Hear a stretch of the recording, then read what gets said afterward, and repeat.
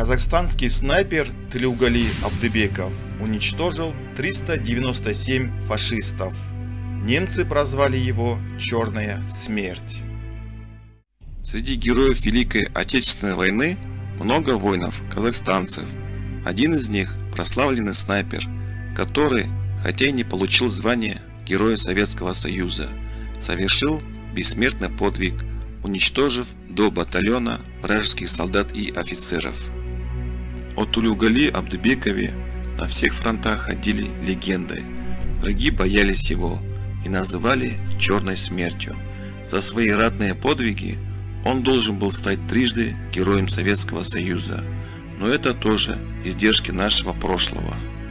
Тылеугали Абдыбеков родился в 1916 году в семье Абдыбека Насырхана в Жарминском районе Семипалатинской области. В это время полыхает гражданская война. По аулам и селам проходят многочисленные отряды красных, белых или просто бандиты. У каждого из них своя правда.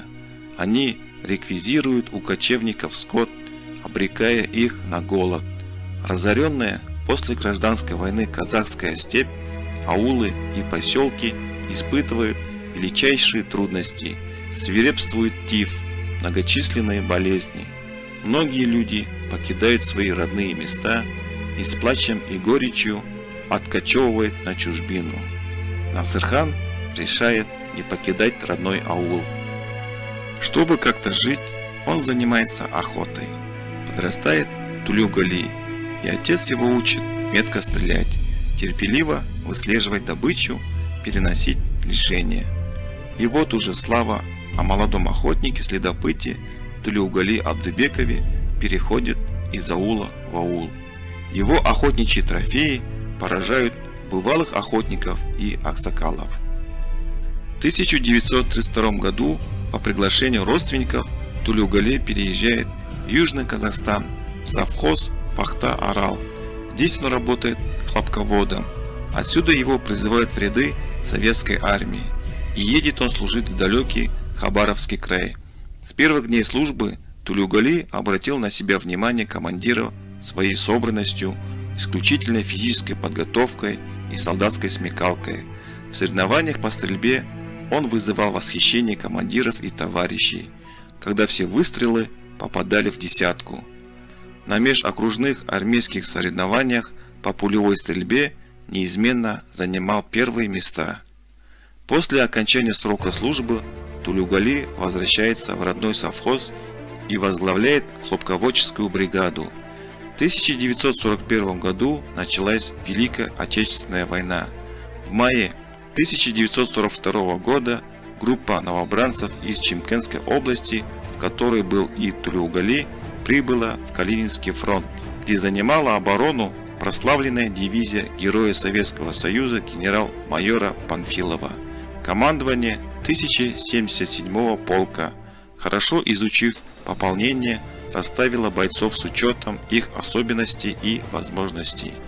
Узнав, что Абдыбеков был охотником, ему вручили винтовку с оптическим прицелом.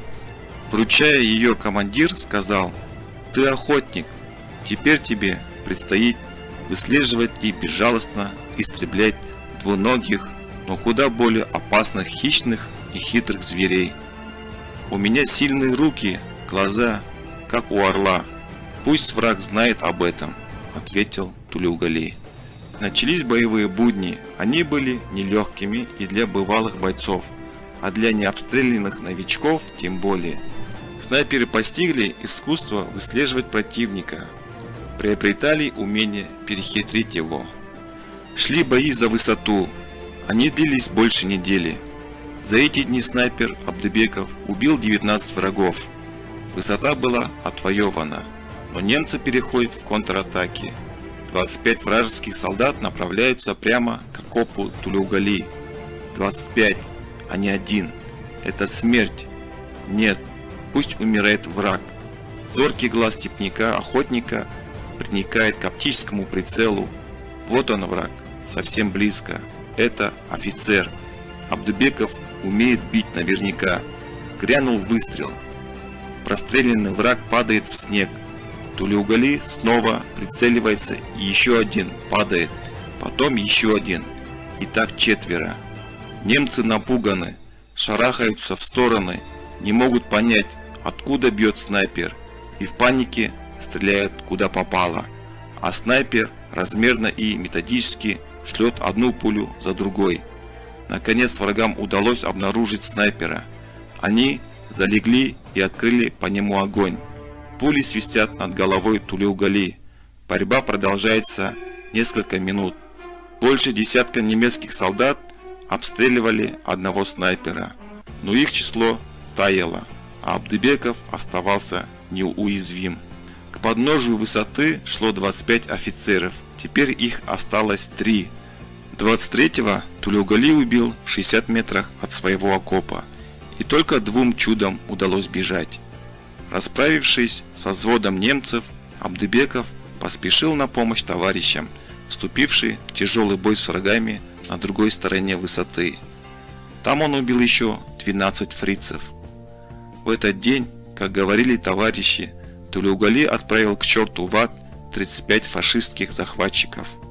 Известие о его подвиге облетел весь Калининградский фронт, и об этом стало известно далеко за его пределами. Вот некоторые подробности боевой работы мастера меткого выстрела Абдыбекова. Первый день боевых действий за город Холм Тулеугали действовал в составе стрелкового взвода и лично уничтожил 17 врагов. Во второй день снайпер засел в подбитом танке и в упор расстреливал немцев, накопившихся для контратаки. Итог дня – 58 истребленных врагов. Третий день вновь изменил обстановку боя. Ночью немцы бросились в контратаку. Группа бойцов, в состав которой входил Абдыбеков, организовала круговую оборону и, несмотря на численность превосходства противника, нанесла ему крепкий удар. Счет снайпера возрос еще на 29 уничтоженных врагов. Военный совет 3-й ударной армии направил снайперу приветственную телеграмму, в которой говорилось: «Дорогой товарищ Абдыбеков Тулеугали, военный совет горячо поздравляет вас с успешным истреблением фашистских мерзавцев в последних боях за Великие Луки. Уничтожив 87 гитлеровцев, вы доказали на деле свою безответную любовь к родине и лютую ненависть к гитлеровским извергам. Желаем вам дальнейших успехов в великом и благородном деле очищения советской земли от немецких захватчиков». Красноармейская газета 8-й гвардейской стрелковой дивизии «За Родину» писала 18 сентября 1942 года: «Сейчас на боевом счету снайпера Абдыбекова 102 истребленных гитлеровских ублюдков, которые никогда больше не будут распространять зловоние на нашей земле. Пока видят мои глаза и руки крепко держат винтовку, не будет житья фашистам», говорит снайпер. В передовой статье газеты от 2 октября 1942 года «Слава отважным снайперам», посвященную слету снайперов, писалось: «Наш славный снайпер Абдыбеков рапортует слету, что всего несколько часов тому назад он насмерть уложил 125-го фашиста». В кратком отчете военных действий 8-й гвардейской стрелковой дивизии за 1942 год отмечалось, что ко второму слету снайперов дивизии в декабре 1942 года старшим сержантом Абдыбековым было истреблено уже 219 фашистов. Слава о знаменитом снайпере-панфиловце Тулеугали Абдыбекове разнеслось по всему фронту. О его боевых делах в канун нового 1943 года была организована передача по всесоюзному радио. Эту передачу с большим вниманием, радостью и восторгом за своего героя слушали родные, друзья, товарищи из совхоза «Пахта-Арал». Директор совхоза Грес от имени рабочих и служащих в письме Тулеугали Абдыбекову на фронт, опубликованном в дивизии в газете, написал: «Здравствуйте, дорогой наш герой, товарищ Абдыбеков. Передаю вам привет от всего коллектива рабочих и служащих совхоза. О ваших подвигах знает вся страна. О ваших героических делах мы слушали радиопередачу из Москвы. Мы гордимся вами, наш славный земляк. Беспощадно бейте фашистских гадов, неустанно увеличивайте свой славный гвардейский счет. 23 января 1944 года в районе деревни Мелихово погиб близкий друг Тулеугали, разведчик Григорий Постольников, отважный воин, получивший боевое крещение еще в боях за Сталинград, где был награжден медалью за отвагу. В разведроду Панфиловской дивизии Григорий попал после ранения. Пулеметный огонь из вражеского дота прижал наших солдат к земле. Постольников видел, как падают под кинжальным огнем его товарищи. Решение принял мгновенно. Резкий бросок к доту, и его тело закрыло амбразуру. Солдаты с удвоенной яростью бросились в атаку.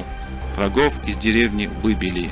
За этот подвиг Григорий Постольников посмертно награжден орденом Отечественной войны первой степени. Тулеугали Абдыбеков тяжело переживал гибель своего друга. На похоронах Григория 23 января 1944 года он дает клятву: «Дорогой, незабываемый боевой друг, я твой брат, казах Тулеугали Абдыбеков. Над твоей святой могилой клянусь, что буду беспощадно мстить фашистским извергам за твою смерть, за кровь советских людей, за горе и слезы наших жен и матерей. От моей руки уже нашли себе смерть на нашей земле 393 фашистских гада. Клянусь тебе, что в грядущих боях утрою счет нашей мести врагу». В дни зимнего наступления 1944 года он все время находился впереди, на самом ответственных участках. Его меткие выстрелы наводили ужас и панику на врагов. Лучшие немецкие снайперы охотились за ним, но Тулеугали поодиночке уничтожал их. Накануне годовщины советской армии состоялся поединок-дуэль с очередным вражеским снайпером. В это время Тулеугали был сильно простужен, ему не здоровилось.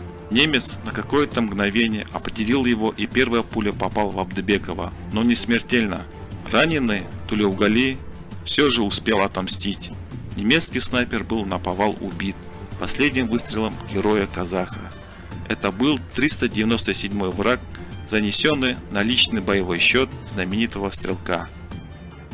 23 февраля 1944 года, в день советской армии, Тулеугали Абдыбеков умер от ран и был похоронен в северо-восточной станции Насва-Нова Сокольнического района Калининской области. На могиле погибшего героя снайперская винтовка номер 2916 была вручена одному из лучших учеников Тулеугали, молодому снайперу, гвардии рядовому Аширали Османалиеву, который дал клятву продолжить боевой счет друга, отомстить за смерть своего учителя. Отважный снайпер уничтожил 128 врагов. В 1944 году, день празднования трехлетия 8-й гвардейской дивизии, командование послало в Казахстан делегацию с рапортом о боевых подвигах дивизии. Вместе с делегацией была отправлена винтовка 2916 с боевым паспортом на нее, который ныне хранится в Центральном государственном музее Республики Казахстан. За боевые подвиги Абдыбеков Тулеугали Насырханович награжден орденом Красной Звезды, Красного Знамени посмертно, орденами Отечественной войны первой степени и Ленина. Командование не представляло его к званию Героя Советского Союза только из-за того, что в биографии анкете Тулеугали честно написал, что его дядя Кемельбай был репрессирован. Недоверие к Тулеугали и подозрительность шли за анкетой, давали и рвали душу. Воин-герой Абдыбеков горячо любил свою родину. Он до конца был верен военной присяге. Он дорожил званием гвардейца-панфиловца. В ноябре 1942 года перед лицом боевых друзей он так и говорил о цели своей жизни: «Я гвардеец, это великая честь для меня. Я целую свою гвардейскую знамя и клянусь до последнего дыхания биться под ним до полной победы над врагом, как бились 28 гвардейцев-героев». Тулеугали Абдыбеков отдал всю жизнь в боях за любимую отчизну. О его героических делах и подвигах мы помним всегда, и они не будут забыты. Автор статьи Тлеу Кульбаев, доктор исторических наук, лауреат премии Союза журналистов Республики Казахстан. Если вам понравилось данное видео, поделитесь, пожалуйста, с друзьями. А также прошу вас поддержать наш канал своей подпиской и оставить комментарии, что вы думаете по поводу этого видео. До новых встреч, друзья! Всем желаю крепкого здоровья и удачи. Всем пока!